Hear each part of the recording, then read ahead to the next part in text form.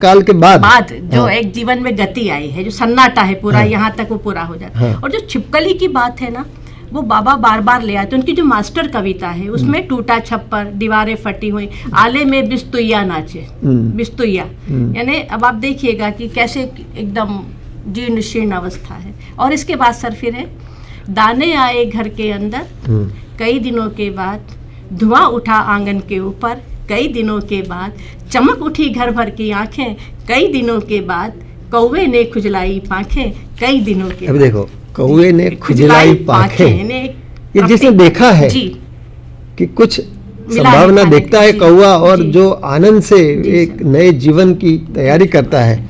अब एक और देखिए कि पहली चार पंक्तियों में आरंभ होता है कई दिनों तक चूल्हा, और इसके ये जो दूसरी चार पंक्तियां हैं उसमें कई दिनों के बाद वो बाद में आता है कई दिनों तक और कई दिनों के बाद। तो ये है कि बहुत ही कम शब्दों में जी प्रियकांत मणियार हमारे गुजराती के कवि,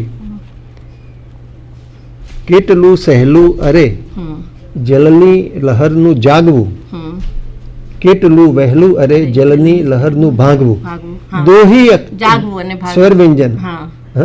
तो इसी तरह से इसमें भी कम शब्दों में और उनकी पुनरुक्ति के द्वारा जो प्रभाव पैदा होता है उसके द्वारा ये चित्र एक बार भी जिसने ये रचना पढ़ी है वो भूल नहीं सकता। और सर इसकी एक और इसकी जो खासियत है, इसमें कहीं पूर्ण विराम नहीं है। अर्थात बाबा जानते कि चक्र अकाल का और उसके बाद का, वो जानते इस परिस्थिति को, इस देश की हालत को जानते हैं, इसलिए लगातार ये चक्र चलता ही रहेगा, अकाल और उसके बाद फिर, इस प्रकार की कविता है सर। मगर जहाँ तक शुरुआत में जैसे मैंने कहा कि अमल धवलगिरी के शिखरों पर, मगर जैसे जैसे बाबा को परिस्थितियों का साक्षात्कार होता गया, जैसे आपने कहा लोक तत्व, तो उनकी सिंदूर तिलकित भाल जो कविता है, पत्नी को संबोधित करके लिखी है, घोर निर्जन में परिस्थितियों ने दिया है डाल, याद आता है तुम्हारा सिंदूर तिलकित भाल, और फिर उसमें हो गया हूँ मैं नहीं पाषाण, यहाँ स्मृति विस्मृति को स्थान, हो गया हूँ मैं नहीं पाषाण, इसीलिए तो याद आती हो तुम प्राण। और उसके बाद फिर वे कहते हैं कि स्मृति विहंगम की थकने न देती पाँख, और उसके बाद जो स्मृतियों का पट खुलता है इस कविता में, पत्नी से शुरू होती, गांव घर जनपद, और कहते हैं याद आते हैं मिथिला के जनपद, रूप गुण के अनुसार उनके नाम, फिर ताल मखाने हैं, कमल है, कुमुदनी है, गन्ने हैं, मधु है, मान से, सब कुछ उसमें स्मृति में आ जाता है। और अंत में फिर कविता अपनी पत्नी पर आकर सिमटती है। यानी जो लोग उनके भीतर जो मिथिलांचल है, जो लोक तत्व है, वो बार बार उनकी कविताओं में आता है, और यही चीज़ हमें उनके उपन्यासों में दिखाई देती है। ये जो मिथिला है जी, और सीता और राम जी, यानी जो पौराणिक चरित्र हैं, जी हाँ, पौराणिक प्रसंग, उन पर इन्होंने बालकों के लिए लिखा, बालकों के लिए बाल साहित्य लिखा। जो ग्रंथावली का जो अंतिम भाग है उसमें पूरा बाल साहित्य 7वें खंड में उनका। तो एक ग्रंथावली के बारे में भी थोड़ी जानकारी आप दीजिए। जी सर, 7 खंड अभी मैं कल ही मैंने उसको देखा, अभी हमारी लाइब्रेरी में आई। मैंने कहा, हमारी लाइब्रेरी में उस तरह से बहुत रुचि रखते हैं, मैंने कहा कि कुछ किताबें दीजिए, थोड़ी उपन्यास दीजिए, तो उन्होंने कहा ग्रंथावली आ गई है। तो कल मैंने ऊपर से देखा, उनके बेटे ने इनका संपादन किया है, और जो पहला खंड है उसमें बाबा की शुरुआत की फोटो है, और जो अंतिम खंड है वो अंतिम दिनों की फोटो है। तो हम उस फोटो के द्वारा भी बाबा के पूरे जीवन को इसमें हम देख पाते हैं। बहुत सुनियोजित ढंग से उन्होंने पहले 2 खंडों में कविता है, बाद में उपन्यास है, फिर निबंध और पत्र है, कहीं अप्रकाशित साहित्य है, और फिर बाल साहित्य है। पूरा उनका समग्र साहित्य इसमें है, और तस्वीरों के साथ। ये बड़ी अच्छी बात है, बहुत अच्छी बात। हिंदी प्रकाशन, तस्वीरें जी, हिंदी प्रकाशन में एक अच्छी प्रणाली है, राजकमल से ये आई। हाँ, तो बड़े साहित्यकारों की ग्रंथावली प्रकट करते हैं, और एक तरह से सब सुरक्षित हो जाता है। और आपका जो कॉलेज है, मैंने वो भी ग्रंथालय आपका देखा है, तो बहुत व्यवस्थित है। और वहाँ हम चाहेंगे कि गुजरात के जो ग्रंथालय हैं जहाँ स्नातक अनुस्नातक पाठ्यक्रम चलता है, वहाँ नागार्जुन ग्रंथावली अवश्य होनी चाहिए। और केवल पाठ्यक्रम में पुस्तकें हों इतना ही नहीं, पाठ्यक्रम के अतिरिक्त भी, जैसे कोई गुजराती का छात्र है, संस्कृत का छात्र है, अंग्रेजी का, अंग्रेजी के छात्रों ने, अध्यापकों ने तो जो नेटिविज्म, देशीवाद, उसकी बात की, इन्होंने सविशेष की। हमारे मित्र भालचंद्र नेमाड़े, जो अंग्रेजी के अध्यापक थे, और इन्होंने मराठी के जो हाँ मराठी के बड़े कवि हैं, इन्होंने नेटिविज्म की, देशीवाद की बात की।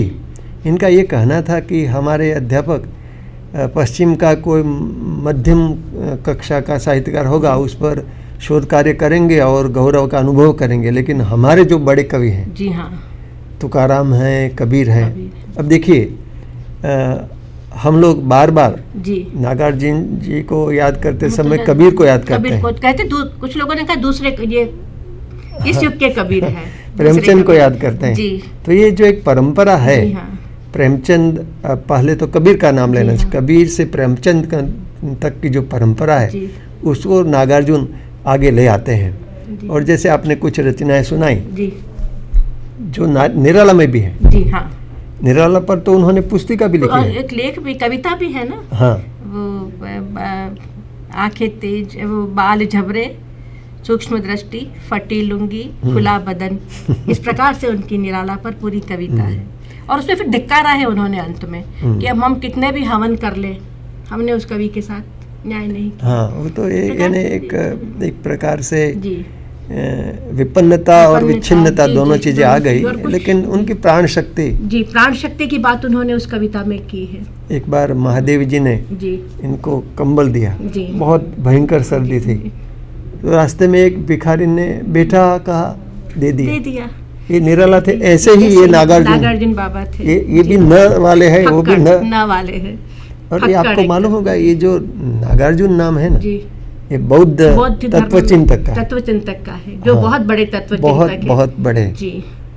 इन्होंने बहुत सारी बातों का विरोध किया, कुछ लोगों ने उन्हें नकारवादी भी कहा। तो नकार तो सत्य को पाने का एक आधार है, और नकार के द्वारा हम शून्य के द्वारा पूर्ण तक पहुंच सकते हैं। तो नागार्जुन को समझने के लिए नकार को भी स्वीकार करना होगा। प्रेमचंद के साहित्य में भी ये चीज़ें हैं जी। और प्रगतिवादी साहित्य जो है उसका तो एक अभिगम, इसका एक अप्रोच है कि वर्ग संघर्ष जैसा कुछ है। ऐसा नहीं कि सब संवादिता के ग्राहक हैं, ऐसा तो नहीं है। एक शोषक है, दूसरा शोषित है, और ये जो द्वंद्व है वो द्वंद्व तो है। अब मार्क्स ने कल्पना की कि भविष्य में जैसे बर्फ गर्मी के दिनों में गल जाती है, ऐसे ये संघर्ष भी मिट जाएगा और सारा समाज एक हो जाएगा, संवादिता खड़ी होगी। ये तो सपना है। नागार्जुन ने तो वो सपना नहीं देखा, इन्होंने जो कुछ देखा वो तो संघर्ष की स्थिति है। तो प्रगतिवाद के संदर्भ में भी नागार्जुन का जिक्र होता रहेगा, उनका विशेष रूप से अध्ययन होता रहेगा, लेकिन केवल प्रगतिवाद में इनको बांधना वो नहीं, ये ठीक नहीं है, समीचीन नहीं होता। तो जैसे अभी आपने आरंभ में कहा कि छायावाद के कुछ संस्कार हैं, प्रगतिवाद के हैं, फिर प्रयोगशीलता उनमें है। प्रयोग तो कितने सारे प्रयोग, शब्दों के कितने प्रयोग किए। उपन्यासों में बाबा बटेश्वर नाथ में उन्होंने एक नया शिल्प लेकर आए हैं। और जब संघर्ष की बात कर रहे हैं सर, वर्ग संघर्ष जो उनका बलचनमा है, वो एकदम छोटे तबक्के का आदमी है, मगर उसमें अपार संघर्ष शक्ति है। और बाबा में जो है वो नई, जो उनका एक उपन्यास भी नई पोत, वो बात अलग है, मगर जो युवकों पर उनको बहुत विश्वास है। रतिनाथ की चाची में आप देखिए, या फिर नई पौध का अर्थ यही है। हाँ, नई पौध के लिए है, मगर जो नई पौध, तरुणों पर उनको बहुत विश्वास। अभी कल मुझे आलोक जी ने कुछ पुस्तक भेजी, तो उनमें एक उनके छात्र रघु भाई करके हैं जी, इन्होंने नागार्जुन जी के 2 उपन्यास पर काम किया है, बहुत बढ़िया काम है। एक तो है वरुण के बेटे और अभिनंदन। अभिनंदन जो उनके बाद का उपन्यास, अब जो चर्चा में कम है, लेकिन बहुत बढ़िया व्यंग है उसमें। कई लोग अपना अभिनंदन समारोह खुद बनवाते हैं। मैंने एक बहुत पहले हास्य लेख लिखा था जी, आत्मसम्मान समारंभ। अच्छा जी, दूसरों का सम्मान नहीं, अपना ही सम्मान करना।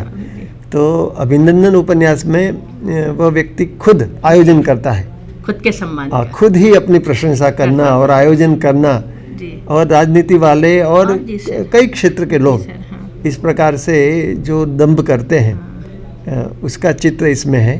जबकि वरुण के बेटे, वरुण यानी ये जल, हाँ, और हाँ, जो यानी कितना प्यारा नाम है वरुण के बेटे, लेकिन वास्तव में जो मछुआरे हैं, जो शोषित हैं, और उनका शोषण करने वाले भी उसी अंचल के ही लोग हैं। तो इनको तो मछलियाँ ही पकड़ना है और उनके हाथों सुपुर्द करना है, लेकिन जिनके पास इजारा है वे सतत शोषण करते रहते हैं।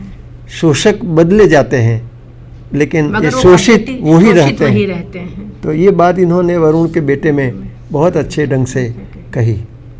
कुछ उपन्यास आपको पता होगा कि आरंभ में इन्होंने वो मैथिली में लिखा था। जी हाँ, वो पारो उपन्यास मैथिली में लिखा है। हाँ। और खुद ही ने बलचरमा मैथिली में लिखा है। हाँ। और फिर दोनों में किया जी, फिर दोनों में खुद ही ने अनुवाद किया। और सर बहुत पहले जब आपने उसका जिक्र किया था 41 में घर लौट कर आए, उसमें एक जिक्र है, एक जगह मैंने पढ़ा है कि प्रभाकर श्रोत्री ने कहीं उसका जिक्र किया है कि जब जेल में थे किसान आंदोलन में, पिता जाकर खूब रोए और उन्हें घर ले आए, फिर पहरा बिठा दिया, कहीं भागे नहीं, क्योंकि बौद्ध धर्म से लौट कर आए थे। तो अब क्या करें, तब उन्होंने एक 8 पन्नों की किताबिया करके किताब निकाली और खुद ही ने रेल में जा जाकर बेची, और तब वो पहचान गए कि जनता की पसंद क्या है। सर आपने एक अभिनंदन जो उपन्यास की बात की, व्यंग उपन्यास है, बाबा के साथ व्यंग बहुत जुड़ा हुआ है, और जैसे जैसे सत्य का साक्षात्कार होता रहा, वस्तु स्थिति की यथार्थता का ज्ञान होता रहा, वैसे उनकी व्यंग की धार तेज होती चली गई। तो सर थोड़ी सी व्यंग पर, व्यंग रचनाओं पर। अभी आपने जो कहा कि वो पत्रिका तैयार करके जी, अब जीने के लिए कोई आधार नहीं था जी, तो जो लिखते थे उसे तैयार करके रेल में जाके बेचते थे। जी। और मिलता था क्या, 8 आने 12 आने मिलते थे, उसी में गुजारा होता था। लेकिन मुझे याद आया नर्मद हमारा गुजराती का, उसने दांडियो पत्रिका निकाली तो बेचने के लिए भी वो खुद जाते थे। अच्छा, तो ऐसे उस समय कई लेखक हैं, ये चीज थी। हाँ, तो खुद बेचना जी। और आर्थिक उपार्जन के लिए भी नागार्जुन को सतत संघर्ष करना पड़ा, बहुत संघर्ष। जो भूख की पीड़ा उनकी चीज़ों में दिखती है, संघर्ष। और वो जिसे कबीर के लिए हम कहते हैं ना, कबीर ने कहा तू कहता आखन की देखी, तू कहता कागज की लेखी, मैं कहता आखन की देखी। बाबा के बारे में भी कहा जाता है कि उन्होंने भोगा हुआ यथार्थ, शास्त्रों से ज्ञान न लेकर जीवन में जो भोगा है। और सर जैसे ही आज़ादी के पहले भी हमने देखा, जैसे आपने कहा 5 पूत भारत माता के, ये भी व्यंग है। फिर जैसे वो प्रेत का बयान, हाँ। कैसे पौराणिक संदर्भ लेकर स्कूल मास्टर, और प्रायः बहुत सारे साहित्यकारों ने, जैसे जल टूटता हुआ मिश्र जी का, जो आपके गुरु भी हैं, इस तरह से हम उसी परंपरा में, आप उनके छात्र, हम आपके छात्र। आपने तो ये जो इस कविता का उल्लेख किया ना, प्रेत का बयान, तो संवाद से कविता शुरू होती है। और एक शिक्षक जी, जो आध्यात्मिक उत्कर्ष पा सके, ऐसा शिक्षक है, उसकी जो दुर्दशा है, भूख से ही मरता है। तो ये शिक्षक के चरित्र का निरूपण करते करते ये जो भूख है, जो गरीबी है, उसका एहसास सबको नागार्जुन करवाते हैं। और सर फिर सीधा व्यंग, जैसे वो शब्द प्रयोग देखिए, खड़खड़ खड़खड़ हड़हड़ हड़हड़, कांपा कुछ हड्डियों का ढांचा। और फिर बाद में जैसे उस समय भूख से लोग मर रहे थे, अकाल से मर रहे थे, 9 महीने तक घर नहीं थी, माँ थी, घर नहीं थी, बच्चे थे 4। और फिर कहते हैं कि झूठ नहीं बोलूंगा, नागरिक है हम स्वाधीन भारत के, और व्याधि हो हमारे यहाँ, भूख ऐसी व्याधि जिसका पता नहीं हमको। तो सीधा का सीधा, पूरा का पूरा एक व्यंग है उनकी कविता में। एक सर उनकी बहुत अच्छी व्यंग रचना है, आओ रानी हम ढोएंगे पालकी। मुझे लगता है कि उत्तम व्यंग रचनाएं हैं। वो जब ब्रिटेन की रानी यहाँ आई आज़ादी के बाद, और उनके स्वागत के लिए, और आप देखिए कैसे लोकगीत की तर्ज, आओ रानी हम ढोएंगे पालकी, यही हुई है राय जवाहरलाल की, रफू करेंगे फटे पुराने जाल की। वो जो उपन्यास मैथिली का जी, जिस पर नहीं, दूसरा उपन्यास जी, बलचनमा, नहीं, मैं बताऊं आपको, वो जिस पर इनको साहित्य अकादमी का पुरस्कार मिला जी, वो नग्न घास, पत्रहीन नग्न घास, हाँ, कविताओं का संग्रह सर उनका, उस पर साहित्य अकादमी का पुरस्कार मिला उनको। तो मैथिली के लिए जी। अब देखिए, साहित्य अकादमी ने पुरस्कार, अब तो 22 से भी ज़्यादा संख्या बढ़ गई जी। हमारे संविधान में तो 16 के आसपास मान्य भाषाएं हैं। तो साहित्य अकादमी ये सोचती है कि जिस भाषा में जी। भले ही संविधान में वो बोली मानी जाती हो, लेकिन जिसमें साहित्य है, कविता, उपन्यास, नाटक और उल्लेखनीय है, तो इसको फिर मान्यता देते हैं जी। और कई वर्षों से मैथिली के लिए साहित्य अकादमी पुरस्कार मिलते हैं। आपको जानकर खुशी होगी कि ये जो मेरा उपन्यास है उपरवास कथा इसका मैथिली में अनुवाद हुआ है। मैथिली में अनुवाद हुआ? किसने किया सर? एक पंडित है वहाँ के, झा ऐसा कुछ नाम उनका है, तो बहुत सुंदर प्रोडक्शन भी उसका है। जी। तो सर कहाँ से प्रकाशित हुआ? साहित्य अकादमी करती है, खुद वो सुविधा है कि जो उपन्यास पुरस्कार पाते हैं उनका अनुवाद सभी भारतीय भाषाओं में, कोई अनुवादक सम्मति मांगे फिर अकादमी देती है, और प्रकाशन भी वो खुद करते हैं जी। तो मैथिली से ही ऐसा। दूसरा संबंध हमारा सबका मैथिली से विद्यापति के कारण, और ये भी आपको मालूम है कि विद्यापति के भी अनुवाद इन्होंने किए, उनके गीतों के किए, कुछ प्रसंग लेकर भी इन्होंने कुछ कहानियाँ जैसा भी लिखा है विद्यापति को लेकर। तो ये रसिकता, विद्यापति सखी की पूछछि अनुभव मोह, जन्म अवधि हम रूप निहारल, नयन न तिरपित भेल।